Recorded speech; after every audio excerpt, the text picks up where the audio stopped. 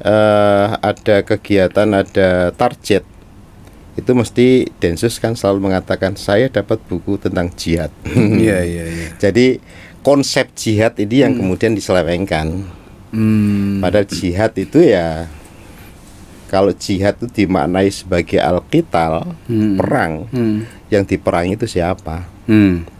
Itu kan lucu ya. Kalau zaman Nabi yang diperangi ya orang-orang kafir. Orang kafir ini bukan orang Nasrani dan Yahudi ya. Tapi salam sehat selamat dunia akhirat. 1 jam saja biar paham. Assalamualaikum warahmatullahi wabarakatuh. Salam sehat dan selamat dunia akhirat. Para pemirsa podcast Muhammad Toha yang berbahagia, kali ini kita kedatangan tamu, seorang yang alim dan insya Allah seorang yang soleh. Alim dan soleh. Assalamualaikum warahmatullahi wabarakatuh. Waalaikumsalam warahmatullahi wabarakatuh. Pak Faisal. Iya. Atau saya sebut Gus Faisal aja ya. Karena jenengan putra kiai kok ya. Pak Faisal ini adalah Ketua Majelis Ulama Indonesia Kabupaten Sukoharjo sekaligus Syuriah NU, Rois Syuriah NU Kabupaten Sukoharjo. Tentunya tidak diragukan lagi segala ilmunya, keilmuannya dan pengalamannya dalam bidang keagamaan. Akhir-akhir ini kita mendengar penangkapan teroris di Sukoharjo. Dari dulu Sukoharjo sampai kita kalau keluar negeri paspornya Sukoharjo itu diteliti banget itu Gus. Iya. Itu jadi masalah buat kita juga ini. Janjannya Iya. itu janjannya terorisme itu apa? Gus Faisal. Iya. Ya, kalau terorisme itu ya itu satu kegiatan ya yang mengancam terhadap seseorang. Tapi terorisme itu kan ada rentetannya.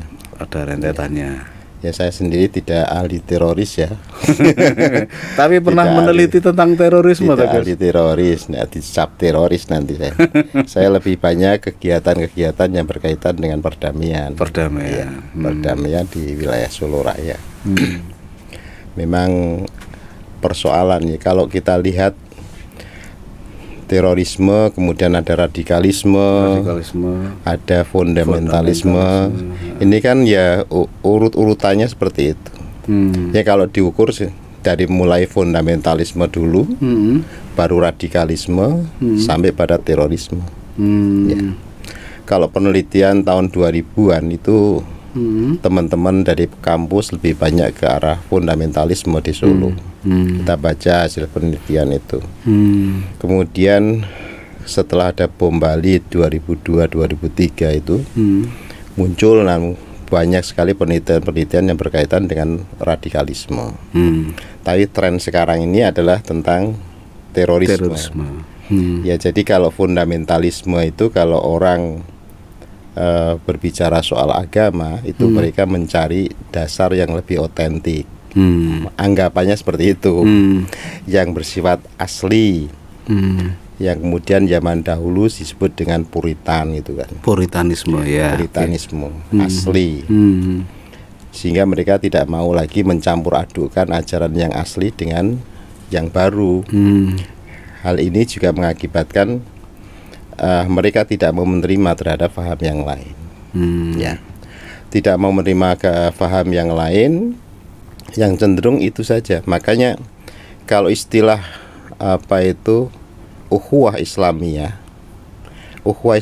itu persaudaraan Islam itu kan bagus. Iya.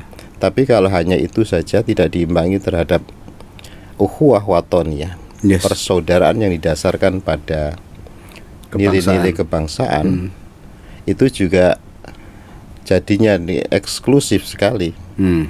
Jadi hanya orang Islam saja yang digandeng, hanya orang Islam saja yang berteman dan lain sebagainya. Itu yang nanti akan menimbulkan eksklusivisme. Kemudian ukhuwah watoniyah kemudian masuk kepada ukhuwah basyariyah, kemanusiaan. Jadi persaudaraan yang didasarkan pada nilai-nilai kemanusiaan. Itu nanti dia akan bisa menghargai terhadap orang lain. Ketemu sama orang di tengah jalan ada orang tabrakan misalkan, tidak lagi berbicara agamanya apa itu. Yang penting di situ menolong kecelakaan. Agamamu apa? Agama apa? Beda. PKB atau P3. Itu kan tidak lagi berbicara soal itu. Itu aspek kemanusiaan. Yang harus itu aspek ukhuwah basyariyah ini yang dikembangkan di seluruh dunia sekarang. Termasuk diantaranya adalah Grand Sheikh Al-Azhar selalu mengkampanyekan itu. Walaupun itu tahun 1984 itu sudah pernah dibicarakan oleh Kiai Haji Ahmad Siddiq pasca Muktamar Situbondo. Ada ukhuwah Islamiyah, membangun persaudaraan di antara umat Islam, membangun persaudaraan antar tanah air kebangsaan, kemudian membangun kemanusiaan.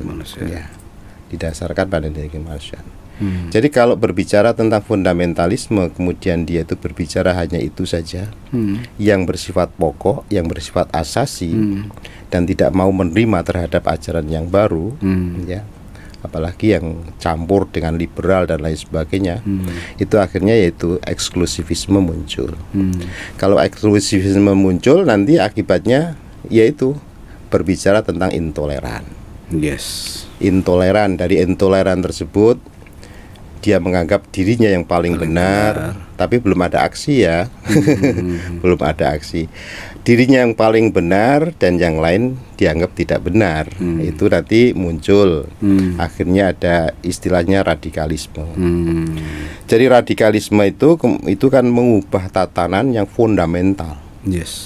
Dari mulai aspek budaya maupun aspek politik. Mengubah tatanan, melihat situasi di daerah kita, budaya kita tidak sama dengan budaya yang Arab misalnya. Budaya kita tidak sama dengan ini, kemudian dia merombak secara totalitas. Itulah kemudian muncul yang disebut dengan radikal. Radikal, baik radikal yang kultural maupun radikal yang struktural. Yang kultural, yang budaya itu maunya dia tidak suka terhadap budaya tersebut, mau diubah. Ya banyak kasus, beberapa kasus misalkan di daerah yang bersifat radikal itu, orang datang kemudian ada yasinan, kemudian bawain pentungan dan lain sebagainya. Nah itu kan aksi sweeping dan lain sebagainya. Ya ini ya sekarang di Solo kelihatannya ayem tentrem gitu kan. Ya seperti itu. Agaknya kalau ini kemarin-kemarin seperti itu. Kemudian aksi teror itu kan ancaman secara fisik, baik yang dilakukan oleh secara individu maupun kelompok. Ya, lah ajaran yang dibangun seperti itu ya karena memang ada doktrin. Sebentar, jadi kalau saya simpulkan urutannya memang fundamental, karena mereka ingin kembali ke akarnya. Iya. Ya, kemudian dengan fundamental itu mereka jadi radikal keras, tidak menerima modernisasi, demokrasi, adat istiadat, kebiasaan budaya. Artinya radikal. Ketika radikal itu memuncak, mereka mengeluarkan aksi dengan teror itu ya. Teror, baik teror yang fisik maupun yang ideologis. Ini yang biasanya seperti itu, urut-urutannya seperti itu. Nah itu semuanya didasarkan pada ajaran ya, ajaran yang mereka terima. Ini datang dari mana gitu kan? Ajaran itu sangat mempengaruhi, termasuk diantaranya kalau ada kegiatan, ada target, itu mesti Densus kan selalu mengatakan saya dapat buku tentang jihad. Jadi konsep jihad ini yang kemudian diselewengkan. Padahal jihad itu ya, kalau jihad itu dimaknai sebagai al-qital, perang, yang diperangi itu siapa? Itu kan lucu ya. Kalau zaman Nabi yang diperangi ya orang-orang kafir. Orang kafir ini bukan orang Nasrani dan Yahudi ya, tapi orang yang mengingkari, orang yang bertindak anarkis dan lain sebagainya itu dianggap kafir. Yang diperangi Nabi kan jelas ada objek, ada sasaran. Iya, iya. Tetapi sekarang kan berubah. Siapapun yang tidak sesuai dengan ajaran saya, ajaran kelompok kami, ya, itu adalah dianggap kafirun, kafir. Ini ideologi takfir. Musyrikun. Ya. Apalagi yang paling gawat ini yang sudah ditulis oleh Abdul Wahab, ya. Yang kemudian di dalam kitab Ad-Duror As-Saniyah itu dia sudah menyebut dia tidak mengakui dina Muhammad ibn Abdul Wahab fahuwa min ayyi biladin fahuwa kafirun musyrikun halalud dam. Halal darahnya. Jadi kalau tidak masuk kelompok mereka dianggap halal darahnya. Kalau di daerah, kalau dulu ya di Mekah misalkan, di Arab Saudi karena adalah negara monarki kerajaan, kalau orang sudah dianggap musyrik itu sudah halal darahnya. Kalau di negara-negara yang demokrasi ini kan harus proses hukum. Tidak semudah itu. Mereka menganggap itu kemudian dianggap halal darahnya, apa itu musyrik, sudah langsung itu adalah halal darahnya. Halal darahnya. Nah ini kalau sudah doktrin yang seperti ini dipelajari di beberapa pesantren, ini kan berbahaya. Ketemu dengan orang yang bukan agama, tidak seagama, terus pandangannya gimana? Ya, makanya kalau seperti ini seharusnya kan akhirnya harus mengaku ya, kita hidup itu berbagai macam agama, berbagai macam bangsa, berbagai macam qabilah. Maka kata-kata lita'arofu itu seperti halnya ada perintah itu di dalam Al-Quran.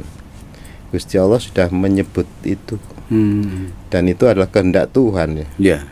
Al-Hujurat 13 ya. Iya. Kalau semuanya kepingin dijadikan Islam, Islam semuanya Gusti Allah bisa. Tetapi kenapa kok dipakai itu satu ada ya memang kita kalau bergaul dengan orang yang berbeda kulit saja sudah susah. Ya seperti kalau saya kulit sawo mateng atau sawo mentah nggak ngerti ya. Bertemu dengan kulit hitam, sama-sama ini kan itu ya ciptaan Tuhan, tapi secara naluri manusia itu memang ya susah tuh. Itu secara naluri manusia. Apalagi orang yang hitam sekali cuman giginya saja yang putih sama apa itu matanya. Tapi itu kehendak Allah kan? Karena kehendak Allah kita dipaksa supaya lita'arofu tadi ya. Karena itu bukan kehendak Allah lagi, ciptaan Allah ya.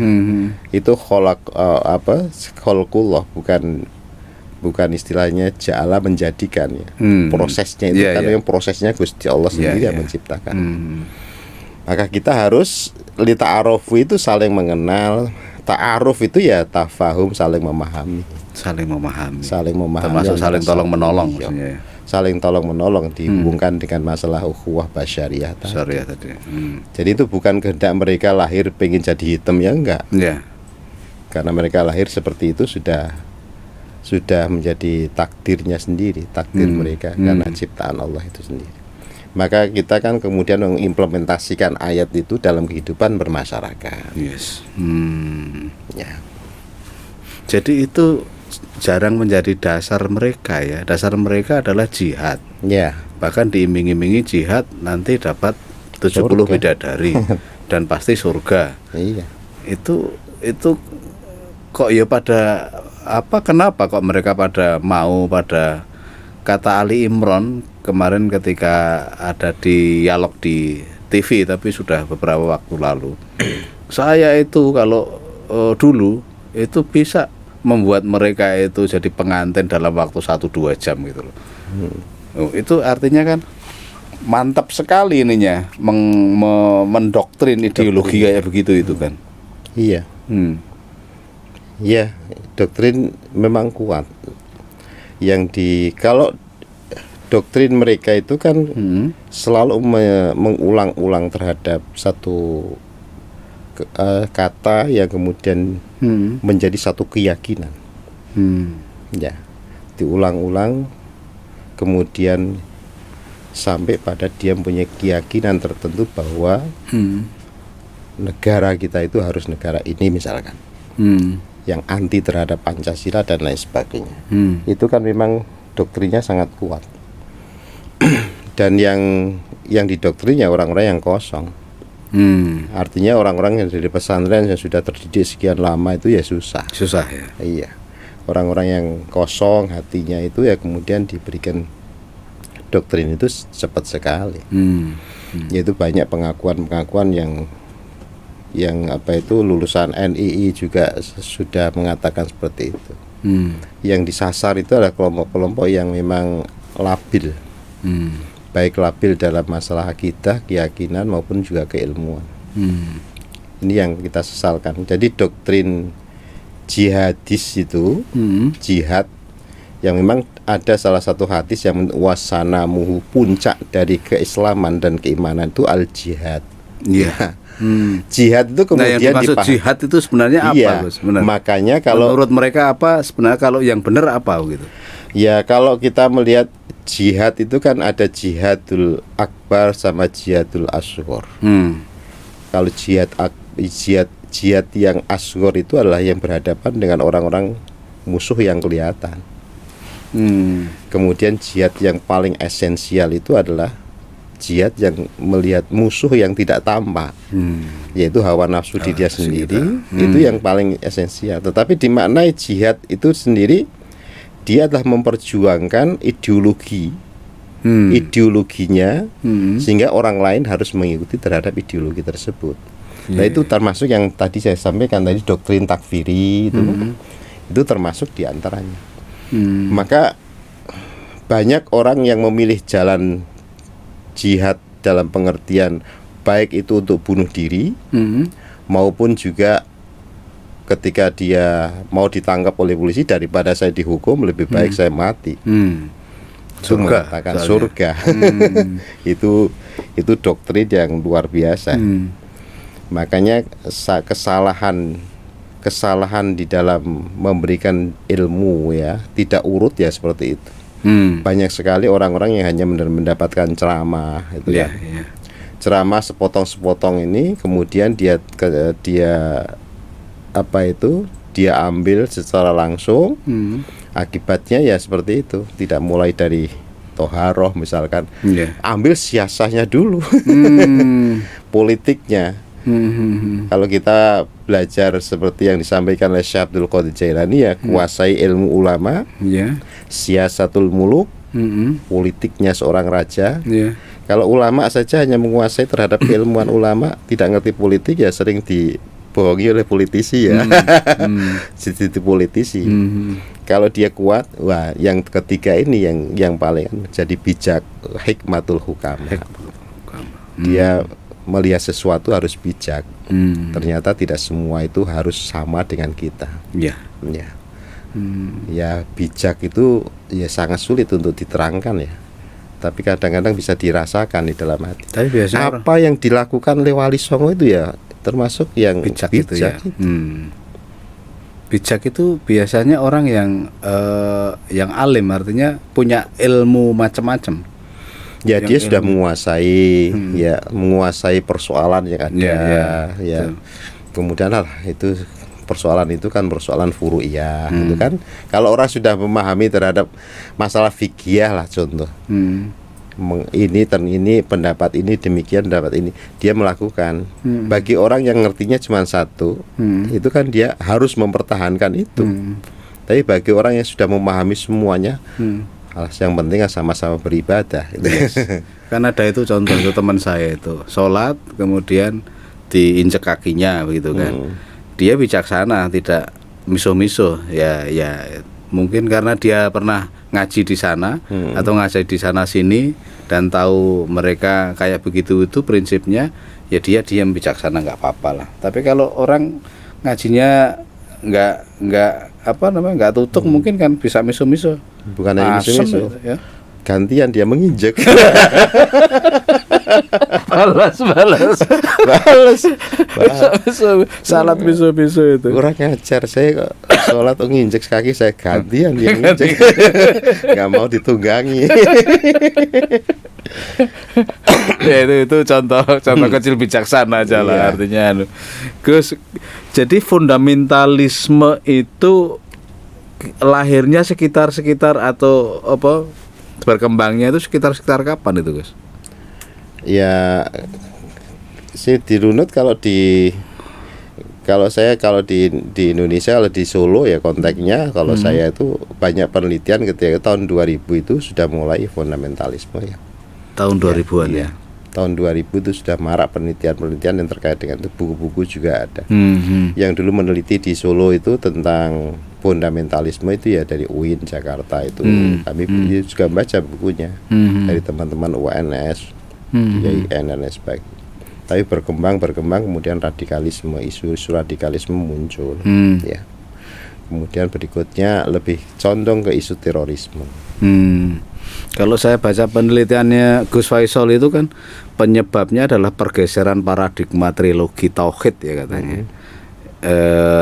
Trilogi tauhid, fikih dan tasawuf menjadi konstruksi epistemologi iman, hijrah dan jihad. Sehingga juga terjadi banyak pesantren yang bercorak salafi haraki gitu kan. Nah ini kenapa mereka ya itu tadi saya pikir ya. Jadi kenapa ada pergeseran ini karena pengen kembali ke akarnya tadi ya. Kembali ke Al-Quran dan Al-Hadis itu aja. Dia tidak memberikan ijma, qiyas dan seterusnya itu loh. Itu ya karena pergeseran itu ya.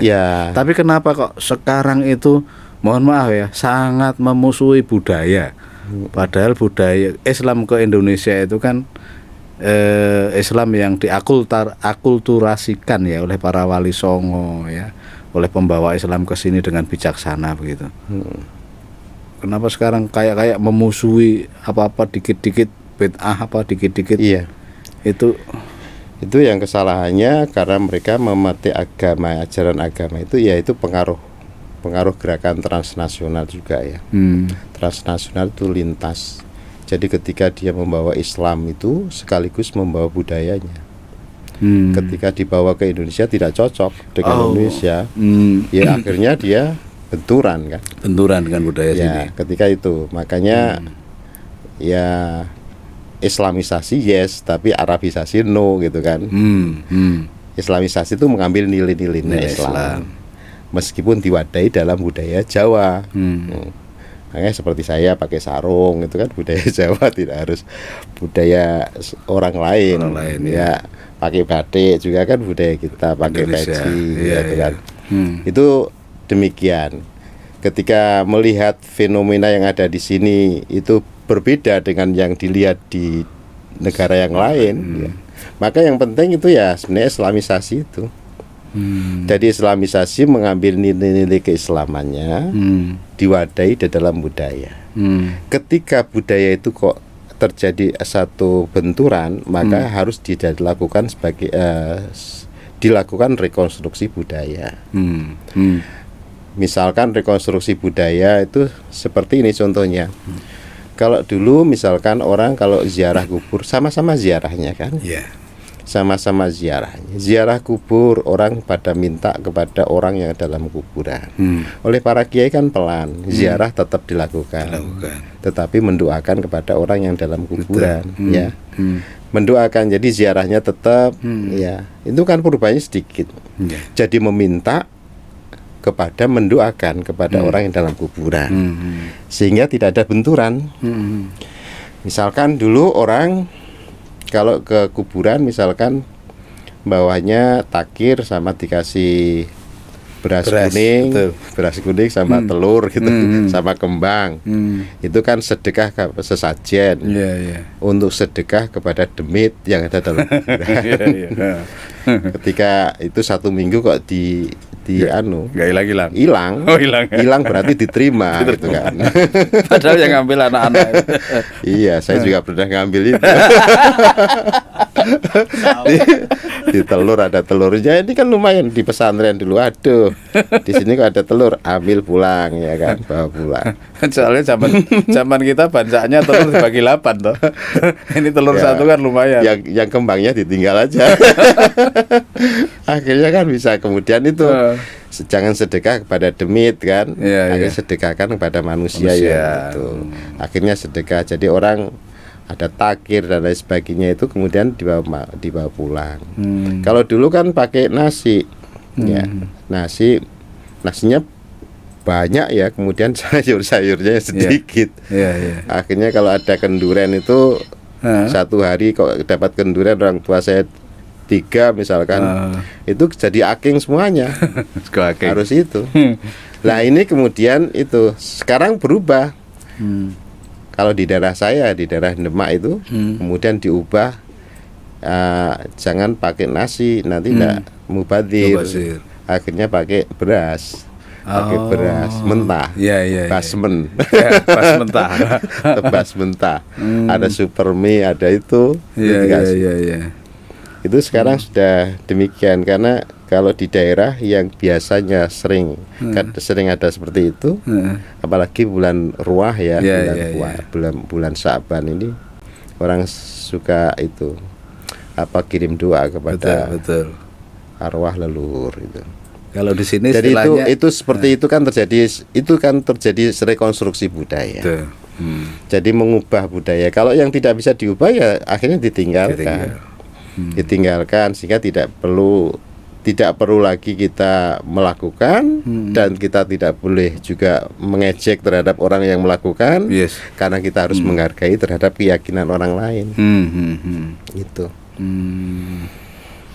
Ya, kalau di sini tadi saya sore-sore tadi kondangan masih nasi, nasinya warna 2. Warna 2 itu 2 jenis maksud saya. Nasi gurih sama nasi biasa. Kalau nasi gurihnya itu ada ingkungnya, Gus. Ya, kalau nasi biasa ada janganannya, endrok, telur dan sebagainya itu. Di sini masih, apalagi kalau mau puasa itu namanya ada unggah-unggahan. Unggah-unggahan itu ya sebenarnya dongane leluhur itu sebenarnya, berdoa untuk leluhur. Tapi kondangannya di mana-mana ada kondangan. Jadi memang ya rada mubazir juga. Sampai rumah kan banyak sekali kondangan itu. Enggak ada makannya kan terbatas, enggak bisa dimakan semuanya. Itu benar itu kalau gitu, berarti mentahannya itu basmennya. Nah, mereka itu pelaku-pelaku terorisme itu didikannya siapa sih, Gus? Ya kalau dirunut di Indonesia itu kan ya dari JI kan ya, Jamaah Islam ya. Kemudian bermetamorfosa di sini menjadi berbagai macam bentuk, ya seperti yang kalau dalam sejarahnya ya Ustadz Abdullah Sungkar itu yang paling pertama sama Ustadz Abu Bakar Ba'asyir, itu yang dulu diubur-ubur dari zaman Orde Baru kemudian ke Malaysia. Kemudian di sini ada namanya JAD, Jamaah Ansarud Daulah. Kemudian Ansarul Khilafah. Ansarud Daulah kan jelas yang dilarang oleh negara, oleh pemerintah. Sudah. Seperti FPI sudah dilarang, kemudian apalagi HTI juga demikian. Jadi jemaat Ansarud Daulah, jemaat Islamiyah itu bermetamorfose jadi apa seperti tadi? Termasuk JAD, FPI termasuk FPI ya. Nah, FPI aliran yang lain. Aliran yang lain. Ya. Tapi kan ada kaitannya dengan Jamaah Islamiyah yang kemudian dianggap mendukung terhadap gerakan ISIS gitu kan. Jadi semua corak yang berkaitan dengan ada jaringan ke ISIS itu kemudian dianggap terorisme internasional. Yes. Jadi sumbernya itu di ISIS ya. Iya. Sama Al-Qaeda. Al-Qaeda ya. Al-Qaeda sama ISIS itu beda ya. Iya. Al-Qaeda lebih dahulu ya. Ya kemudian ada Jabhatun Nusrah itu, ya. Itu kemudian gerakan-gerakan sekarang ini kemudian muncul ISIS itu, ya. Ya, memang gerakan Al-Qaeda itu kemudian lahirnya ISIS itu yang ada di Syria itu. Ya, itu ya perpaduan antara gerakan Wahabi sama gerakan. Jadi itu satu ya, bukan 2 sumber ya. Ya, sebenarnya adalah kalau satu. Ada yang mengatakan bahwa gerakan radikal di Indonesia itu bersumber di dua itu, Al-Qaeda sama ISIS itu. Ya itu kalau terorismenya. Ya itu sumbernya seperti itu. Kemudian di Indonesia kan macam-macam berubah warnanya. Yang kemudian disinyalir ya di beberapa pondok pesantren yang tidak lagi mau mengajarkan terhadap nasionalisme, kewarganegaraan atau kalau dulu PMP ya. Itu karena memang menganggap mereka tidak suka terhadap ajaran itu, ideologi itu, Pancasila juga tidak diajarkan. Dan ini kan nanti akan jadi PR terhadap negara. Termasuk nggak mengibarkan bendera ya guys? Iya, kalau sekarang banyak yang sudah mengibarkan. Soalnya kalau diancam oleh aparat pemerintah, kalau tidak mengibarkan nanti tutup. Akhirnya. Ya. Jadi kalau seperti kemudian mereka mengibarkan bentuk takiyah atau enggak kan nggak tahu ya. Takiyah itu menutupi identitas. Ya. Sekarang kan modelnya seperti itu.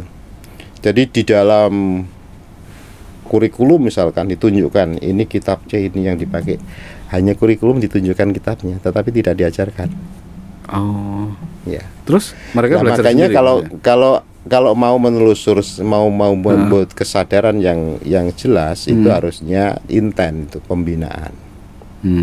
Jadi pembinaan secara intent apa betul. Masa di negara Indonesia tidak mau diajari tentang Pancasila. Ya, masa hidup di Indonesia ada sejarah Indonesia. Terus mau diajarkan apa? Ya. Kan seharusnya itu. Ya, makanya ini bentuk banyak sekali. Makanya kalau saya katakan, apakah benar-benar bahwa mereka taubatan nasuha atau critical consciousness ya, kesadaran kritis atau kesadaran palsu? Ini harus juga diantisipasi. Makanya kok sel-sel terorisme itu semakin ruwet itu, kayak semakin kompleks ruwet, gitu. Semakin kompleks. Tapi tujuannya mereka ya sama ya, fundamentalisme, radikal, terorisme. Iya, itu ujung-ujungnya ya ke arah itu. Ke arah itu ya. Perjuangan untuk mengubah struktur secara fundamental. Jadi itu. Jadi kalau berbicara semakin hari semakin tidak terkendali ya. Kalau data terorisme yang ada Napiter, narapidana terorisme sudah jelas itu. Di Sukoharjo sampai mencapai 30. Solo itu sampai 35. Ini yang sudah tampak. Sudah tampak itu sudah ada eksiden ya, ada aksi. Yang belum masih berapa banyak gitu.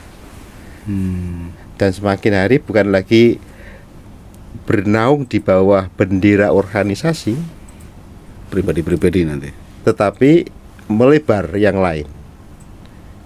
Masjid ya ada dipakai, beberapa masjid di pesantren diduga demikian, walaupun kemarin temuan dari BNPT terus dianulir.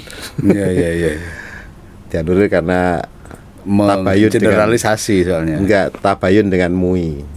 Mungkin ya dianu karo MUI yang ada terlibat di teroris itu. Ada di MUI juga. Ini Pak Ketua MUI-nya ini. Tapi Pak Ketua MUI-nya kan jelas bukan. Iya. Kemudian lagi yang paling tidak bisa terdeteksi kan ketika sel-sel itu ada di beberapa media sosial.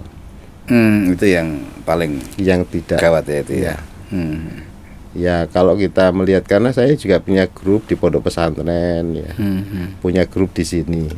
Melihat yang di-share itu apa ya, seharusnya kan itu sudah masuk pada ranah ujaran kebencian. Kalau dilaporkan sebenarnya sudah masuk. Tapi apakah polisi juga nggak punya data seperti itu kan? Ya keamanan. Mengejek orang, menyebutkan sesuatu yang tanpa bukti dan lain sebagainya, itu ya sudah luar biasa itu. Tendensius. Kata-kata kotor gitu. Kata-kata kotor. Kalau di wilayah Surakarta itu breedingnya di mana sih, Gus? Ya, saya tidak bisa menyebutkan itu ya. Kalau tertulis bisa. Tahu tapi nggak mau Iya. bicara ya. Karena Jadi gini, breedingnya tetap di pondok. karena di pondok-pondok ya, ada itu ya? pondok pesantren. Ya, tidak hanya di pondok pesantren. Tidak hanya di memperluas jaringan. Karena kalau di pondok pesantren itu terikat dengan aturan ya. Bisa terdeteksi cepat. Pondok pesantren yang ciri-cirinya aja. Pondok pesantren yang melahirkan terorisme. Dan itu kemudian dia berkembang, dan di situ juga ada jaringan antar guru, jaringan guru, jaringan misalkan apa yang saya sebut dengan Guru sana tarik ya, sana gitu. bukan guru sana tarik sana. Gimana? Dia hubungan guru dan saya punya guru yang mantan itu kan. Kemudian itu berkembang di mana saja dideteksi. Ya ini pendidikan di daerah sini, pendidikan di daerah sini, pendidikan di daerah sini. Pondok pesantren ini pernah dilahirkan siapa yang mendidikan? Oh ini. Berarti ada semacam kalau geopolitik atau apa ya? Gen lah. Ya, itu satu. Yang kedua adalah ada satu gerakan yang sama. Gerakan yang sama, ya sama-sama frustasi misalkan tidak cocok dengan negara. Iya. Itu demikian. Ada lagi satu hal moto semboyan yang sama. Saya bisa mendeteksi masuk, kemudian ada simbol, oke sama ya. Ini di pesantren ini juga ada seperti itu. Kemudian Sana pesantren juga. yang lain juga sana. Ada satu moto semboyan yang sama. Itu berarti bisa diidentifikasi. Oh ini walaupun kita bukan intel untuk melihat gerak, tapi melihat seperti itu demikian. Yang kedua kurikulum. Ya kurikulum juga kita melihat seperti itu. Kok ini diajarkan di sini juga diajarkan di sini. Ini berarti sumbernya sama. Ini yang mengelola sini, kemudian dia mendapatkan pembinaan di daerah yang lain. Ada kan pesantren yang besar, kemudian dia membina pesantren yang kecil. Dan kurikulumnya nanti akan apa itu yang nama copy paste. Copy paste di daerah itu. Itu bisa dilihat seperti itu. Jadi kalau kita kalangan akademisi ya melihatnya ya melihat itu. Ya. Ada satu sama itu. Kemudian lagi yang disebut dengan eskulnya, ekstrakurikulernya, sama-sama itu diajarkan untuk mana? Gitu. Bukan apa ya itu? Kalau saya mengatakan mana, sampean loh mengatakan mana. Tapi sama lah orang membawa apa itu api itu kan kadang-kadang bisa untuk membakar tapi bisa untuk masak. Masak ya. Manah itu kayak untuk bisa Iya. untuk hal olahraga yang mana baik. itu loh maksud Iya. saya. Iya. Tetapi kan ada itu. Tapi ketika Naik kuda. ketika gitu. bincang-bincang kok wah kita sudah menyiapkan sekian pemanah. Kita sudah menyiapkan sekian penunggang kuda jitu. Oh berarti ada unsur, ada maksud tertentu. Ya, konteksnya Bukan pasti hanya ya. sekedar dia Untuk itu masak tadi ya. untuk olahraga, tetapi untuk apa pacuan kuda dan lain Iya, sebagainya, tetapi ada maksud tertentu. Iya. Karena saya juga ngobrol seperti itu, Pak, saya ditanya saya itu pernah, punya kuda berapa? Punya sepeda, saya bilang. Gak bisa untuk bertempur itu. Sepeda. Jadi ada penyiapan yang strategis seperti itu ke depan itu. Entah ke depan apa itu kan ya juga nggak tahu tuh. Ini pemanah. Jadi nyatanya pemanah itu ketika demo di Jakarta sudah pernah juga ada yang korban panah itu ya. Ya, korban. Ternyata panah. mereka berlatih panah juga itu ya. Berlatih panah untuk kepentingan itu. Untuk kepentingan itu. Tapi untuk kepentingan misalkan untuk kejuaraan ya nggak apa-apa mestinya gitu. Seharusnya mereka di apa itu dipakai untuk kejuaraan ya. Iya seharusnya. Punya potensi itu ya. Potensi bakat terpendam. Mulai kecil sudah dilatih memanah. Iya. Maka yang di Solo itu termasuk ada yang penjual apa itu anak panah itu yang paling laris di Solo itu. Iya. Di toko olahraga. Ya, yang membuat itu. Oh, yang membuat. Itu paling laris ya. ya. Ini yang borong siapa? Kayak seperti borong minyak goreng itu ya. Pas Konteksnya juga kan sekarang. pertanyaan saya kan. Jadi apa namanya? Kalau tulisan-tulisan tadi saya nggak tanya Gus. Kok ini tulisan pondoknya ini kok sama ini saya nggak tanya. Nanti kan bisa dilacak itu Iya. anunya. Tapi kan ada Tapi polisi nggak bisa belajar Rasul Mojo. polisi yang alim apa yang pinter Arab juga banyak ya. Tapi coraknya Gus, corak pesantren yang membreeding, yang mengembangbiakkan ini kan ada coraknya itu anti budaya lokal, misalkan kayak gitu kan, mengafirkan orang yang tidak seideologi tentunya kan ada juga itu. Matinul khuluq, akhlaknya karepe ya kayak Rasulullah gitu Iya. kan. Kok wis apal jenengan? Iya kan. Ini apal. Moco Gus. Terus apa itu? Wawasan pengetahuannya luas. Jadi baca buku terus memang. Iya kan. Lalu juga dia berlatih olahraga itu tadi. Apa namanya? Qawiyul jismi ya Gus. Ya, iya. Biar jasmaninya kuat. Iya. Dan juga apa? Mandiri dalam ekonomi. Maka kan banyak yang ya memang wira swasta mereka. Iya. Wira swasta dan seterusnya. Itu terus ada yang menegakkan kalimat Allah lah. Ya, sweeping apa-apa. Sebenarnya kan sudah ciri-cirinya Ya, itu jelas ya Gus ya. Amar ma'ruf nahi mungkar. Amar ma'ruf nahi mungkar. Oh, amar ma'ruf ya, nahi mungkar. Oh, nahi mungkarnya ya. Amar ma'rufnya enggak ya. Amar ma'ruf. Enggak, maksud saya ini ciri-ciri itu kan jelas ya Gus ya. Iya. Kenapa apa namanya kok nggak ada tindakan-tindakan itu sebelum mereka melakukan aksi teror? Ya memang hukum kita gitu. Sebenarnya undang-undang TPT, tindak pidana terorisme, itu saya dulu ikut buat Gus. Itu ada berbagai macam apa namanya perdebatan tentang hak asasi manusia. Itu masalahnya. Tapi sebenarnya sebelum bertindak pun itu juga bisa dijerat. Nah, contohnya saya nggak tahu tindakan teror apa yang dilakukan oleh Dr. Sunardi ya. Itu tiba-tiba sudah jadi tersangka, bukan lagi terduga, tapi sudah jadi tersangka. Artinya kan sudah dan tertembak ya. Tersangka dan ya, tertembak. artinya kan sudah ada dua alat bukti dan itu meyakinkan sekali oleh para pihak yang berwajib gitu loh. Itu sebenarnya sudah ada itu. Tapi kenapa yang mohon maaf yang mereka punya ciri-ciri corak atau alibi itu enggak langsung ditangkap. Enggak langsung ditangkap. Diberi kebebasan untuk berkreasi atau gimana? untuk apa itu? Untuk taubat mungkin. Biar sadar ya. dulu. Kemungkinan begitu, yang saya juga bukan densus ya. Biar seperti Ali Imran ya. Iya. Ali Imran itu kan sekarang tokoh deradikalisasi ya itu ya. Iya. Tapi kan sudah masuk penjara dulu. Oh iya, masuk penjara dulu. Masuk penjara dulu baru tokoh itu. Sadarnya di penjara dia. Jadi kepeksa tadi ya gitu ya. Atau kepeksa Iya, atau mungkin ya terpaksa. sudah dapat hidayah lah. Iya, dapat hidayah, ya. kemudian menyadari lah tindakan itu tidak benar itu kan. Tapi kalau menurut pihak mereka, para radikal ini itu murtad Gus. Oh iya. Mestinya murtad kan. Ali Iya. Imran ini kan. Murtad dan halal udam. Halal di darahnya Halal juga darahnya. halal itu ya. Iya.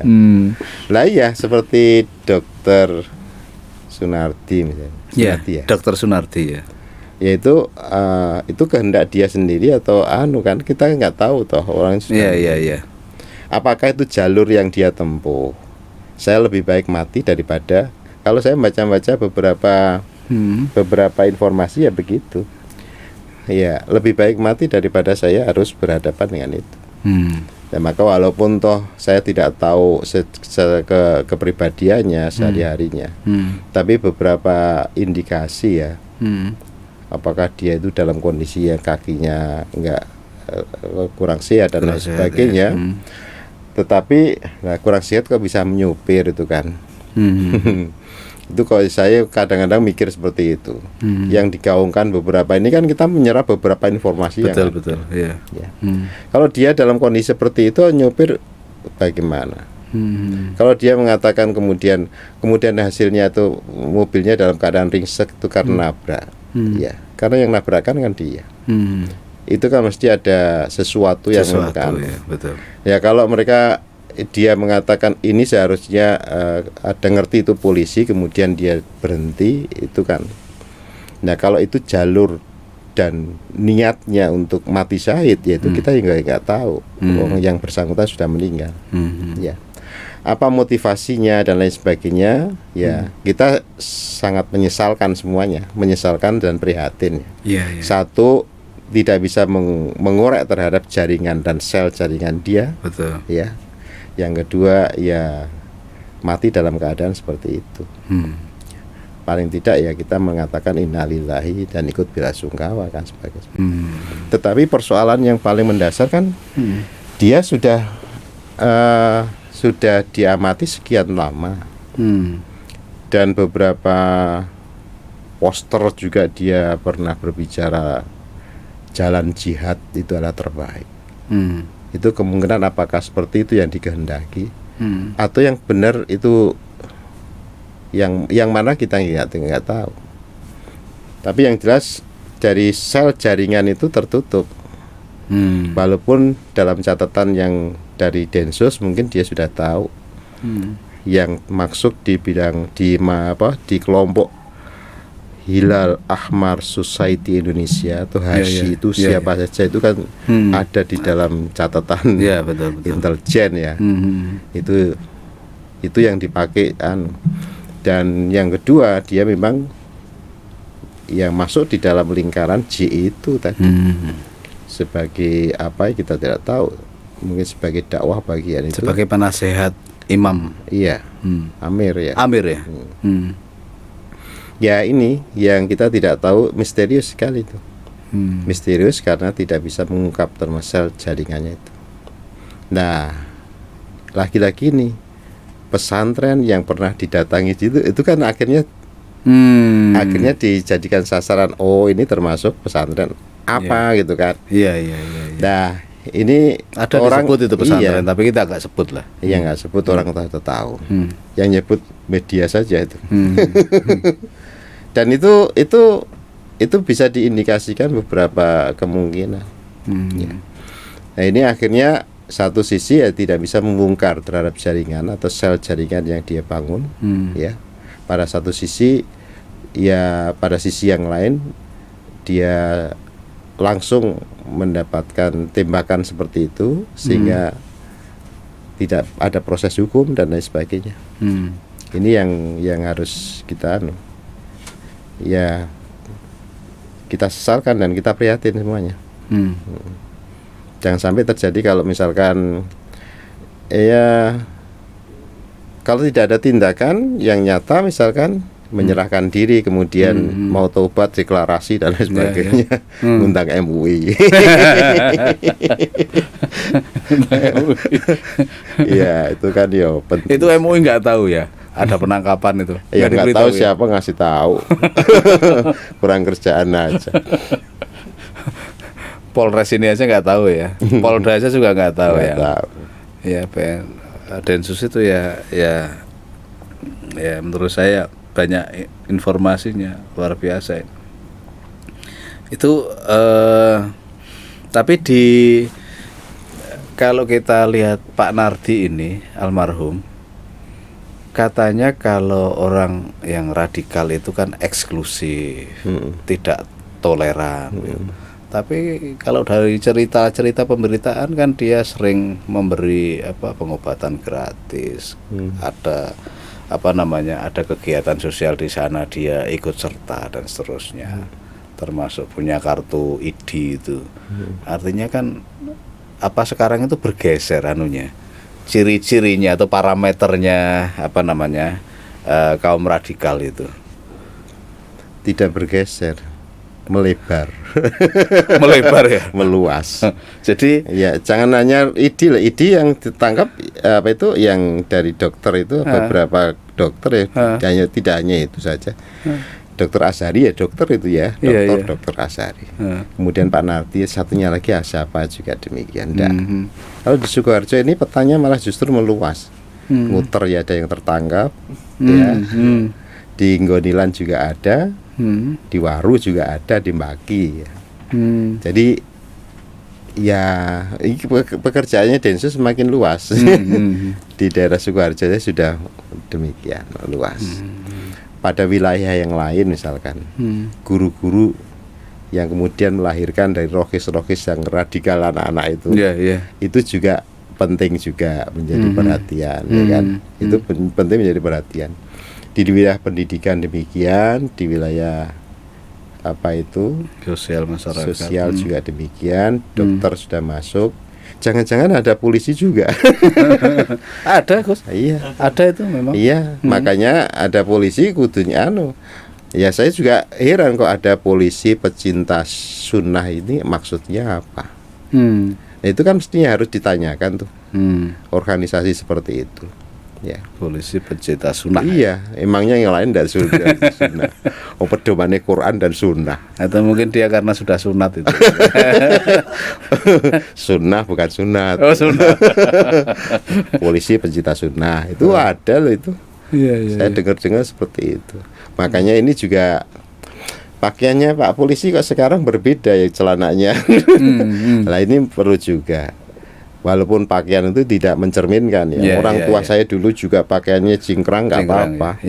Kalau pakai sarung itu ya tinggi sekali orang tua saya. Tetapi sekarang ini kok jadi jadi tren khusus untuk mereka. Nah, orang tua menunjukkan identitas. Iya, itu politik identitas juga. Makanya ini ya perlu dari situlah, dari performan itu dilihat. Jadi Kemudian, sekarang itu melebar begitu loh. Dulu eksklusif, sekarang jadi inklusif. Bukan inklusif. Maksudnya apa? Melebar artinya selnya itu sudah. Enggak, maksud saya kan tidak toleran ya. Misalkan ada orang ada orang butuh bantuan obat pemeriksaan gratis, itu kan boleh toleran dia gitu. Tapi itu kan satu data yang disuarakan oleh kelompok mereka. Tapi data yang lain kita juga melihat. Ada yang mereka mengatakan ada yang dia ngerutuk terhadap orang yang sholawatan dengan menggunakan preman. Itu juga pernah ada. Itu juga data. Data yang mana yang paling benar? Yes. Kita kan tidak meneliti ke sana. Ngapain sudah selesai kok persoalannya? Iya. Ada lagi hanya kelompoknya mereka saja yang diopeni, itu kan juga demikian. Oh, I see. Mungkin itu gratis itu untuk kelompok mereka. Iya. Ya kemudian dia keterlibatan di HASI itu sebenarnya organisasi ini benar-benar atau hanya untuk mencari uang untuk kepentingan radikalisme dan lain sebagainya. Kita juga nggak tahu. Apakah sudah diaudit? Apa akuntan publiknya sudah masuk ke situ. Dan katanya saya dengar ya tidak pernah ada itu. Dan itu menurut undang-undang TPT, tindak pidana terorisme itu kena sanksi pidana. Iya. Jadi ada bantuan sumbangan ya untuk terorisme itu kena sanksi sudah pidana. Baik dari lembaga maupun dari perorangan, baik dari dalam negeri maupun dari luar negeri. Jangan nakut-nakutin sama orang yang terlibat di situ. Iya. Ya nakut-nakutin memberitahu. Makanya harus sadar itu ya. Iya, harus sadar. Itu pasalnya sekarang lebih lengkap itu undang-undang TPT itu. Saya juga banyak data yang sudah masuk ke HASI itu sekian banyak orang yang nyumbang itu ya. Ya penyokongnya itu ya. Buat disumbangkan ke masyarakat sekitarnya yang miskin itu ya kan. Lebih bermanfaat, membantu. Ya masyarakat kita aja masih banyak yang miskin. Betul. Jadi tapi kata Gus Nur Sugi Nur Raharjo itu ya dia membela Sunardi sih. Dia orang baik dan mengutuk pembunuhan, mungkin hanya baca yang satu pihak ya. Baca satu pihak. Nah sekarang kira-kira peran MUI dalam bukan deradikalisasi ya, supaya bisa Karena Sukoharjo terus itu loh Gus. Sukoharjo, Solo, Karanganyar, malah pusatnya katanya. Is wilayah Surakarta ini loh. Gimana cara ya setidaknya mengurangi itulah. Pembridingan itu loh.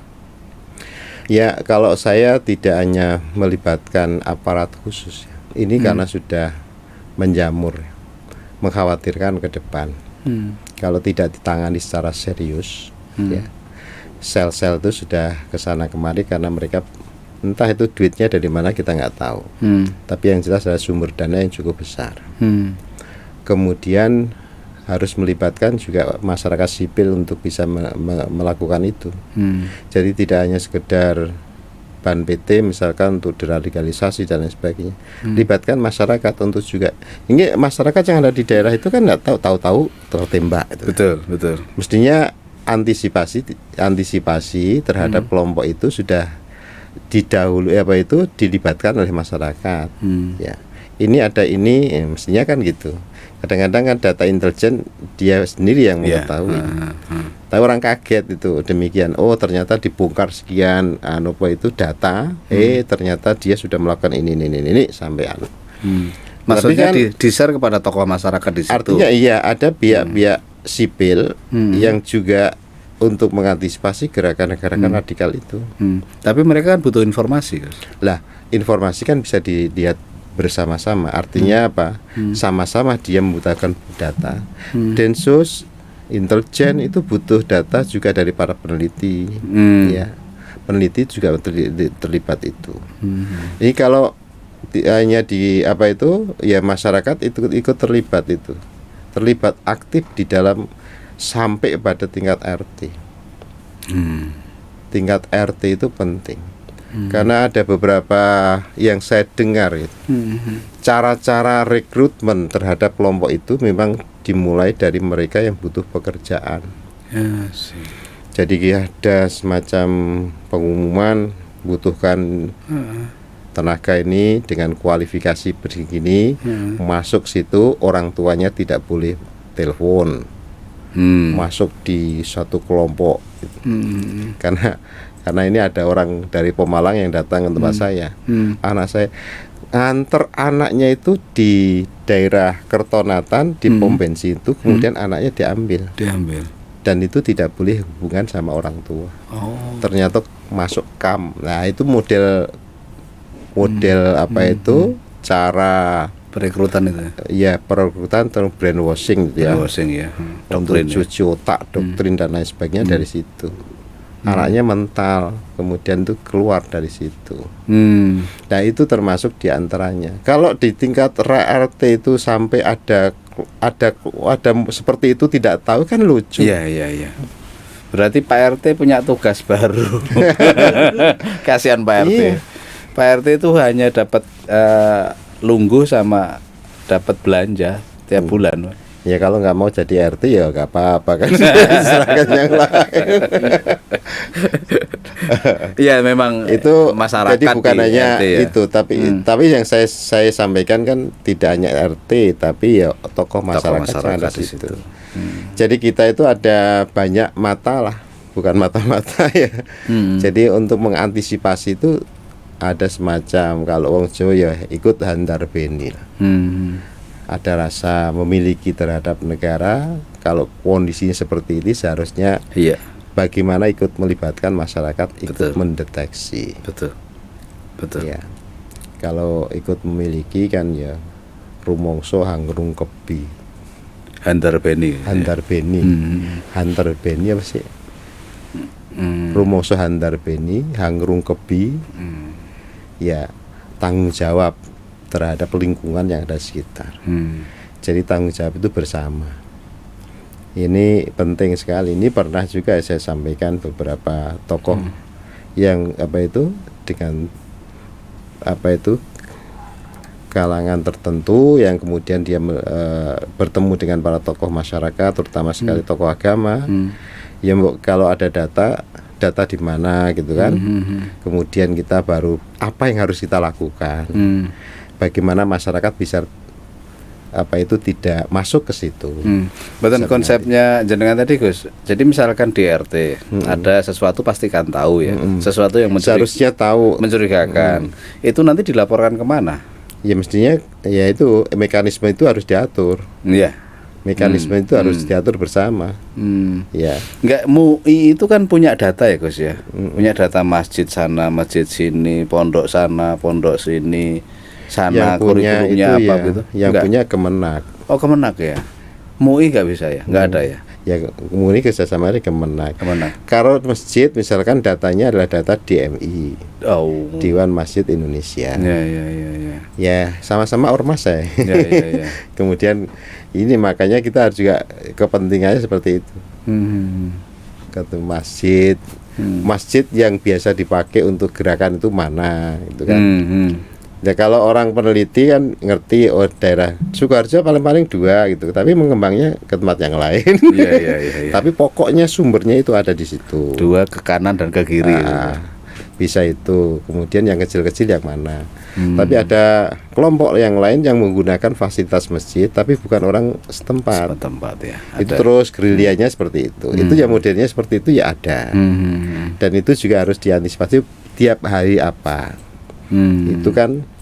Nah, kalau tidak disampaikan dan itu kan kemudian menjadi PR dari DMI, Dewan Masjid Indonesia. Makanya kalau masyarakat harus kasih tahu, tujuh ada orang datang ke sini dan masyarakat tidak tahu gitu kan. Dan sama sekali itu.